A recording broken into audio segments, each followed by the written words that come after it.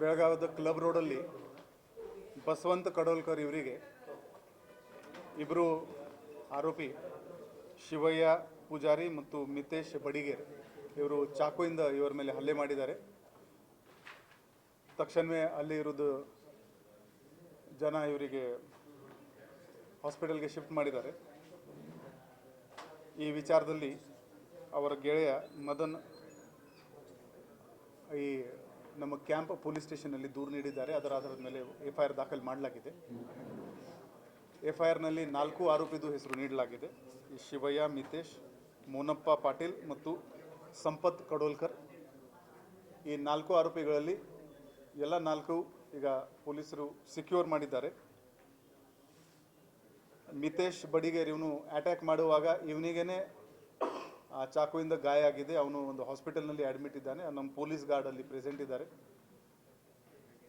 ಘಟನೆ ಆಗಿದ್ದ 24 ಗಂಟೆ ಒಳಗಡೆನೆ ನಮ್ಮ ಕ್ಯಾಂಪ್ ಇನ್ಸ್ಪೆಕ್ಟರ್ ಆನಂದ್, ACP ಕಡೆ ಬಾಜಾರ್ ಶ್ರೀ ಶೇಖರಪ್ಪ, ACP ಗಂಗಾಧರ್ ಮತ್ತು ಅವರ ಕ್ರೈಮ್ ತಂಡ ಈ 4 ಆರೋಪಿಗೆ ಸಿಕ್ಯೂರ್ ಮಾಡೋದ್ರಲ್ಲಿ ಯಶಸ್ವಿಯಾಗಿದ್ದಾರೆ. ಪ್ರಿಲಿಮಿನರಿ ಇನ್ವೆಸ್ಟಿಗೇಷನ್ನಲ್ಲಿ ಇದು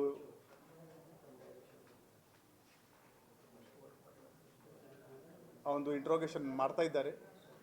ಈಗ ನಾವು ಈ ಆರೋಪಿಗಳಿಗೆ ಕೋರ್ಟ್ ಮುಂದೆ ಪ್ರೊಡ್ಯೂಸ್ ಮಾಡಿಕೊಂಡು ಅವ್ರ ಪೊಲೀಸ್ ಕಸ್ಟಡಿ ತಗೊಳ್ತೀವಿ ಮತ್ತು ಯಾವ ಕಾರಣಕ್ಕಾಗಿ ಆಗಿದೆ ಇದರ ಬಗ್ಗೆ ಒಂದು ಡೀಟೇಲ್ ವಿಚಾರಣೆ ಮಾಡಿಕೊಂಡು ಮುಂದಿನ ತನಿಖೆ ಮಾಡ್ತೀವಿ.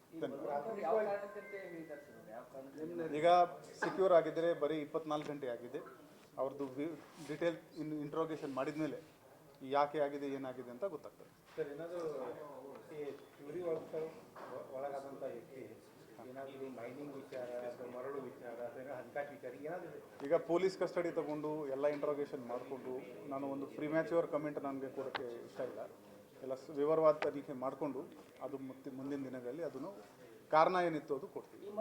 ಇವಾಗೆಲ್ಲ ಪರಿಚಯ ಎಲ್ಲರದ್ದು ಪರಿಚಯ ಇದೆ. They know each other. ಅದು ಏನು ಅದರ ಬಗ್ಗೆ ಏನು ಡೌಟ್ ಇಲ್ಲ. ಅದು ಈಗ ಇಂಟ್ರೋಗೇಷನಲ್ಲಿ ಎಲ್ಲ ಗೊತ್ತಾಗ್ತದೆ. ಧನ್ಯವಾದ.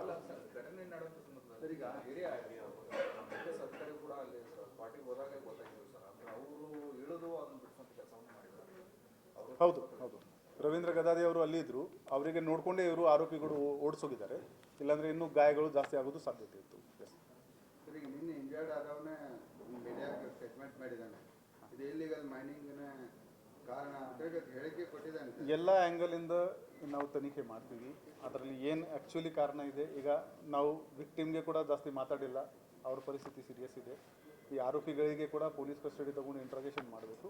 ಅದರ ಆಧಾರದ ಮೇಲೆ ಮುಂದಿನ ಕ್ರಮ ಜರುಗಿಸಲಾಗಿದೆ. ಸಿಕ್ಯೂರ್ ಆಗಿದ್ದಾರೆ. ಈಗ ನಮ್ಮದು ಪ್ರೊಸೆಸ್ ಫಾರ್ಮಾಲಿಟಿ ಕಂಪ್ಲೀಟ್ ಮಾಡ್ತೀವಿ. ಧನ್ಯವಾದಗಳು.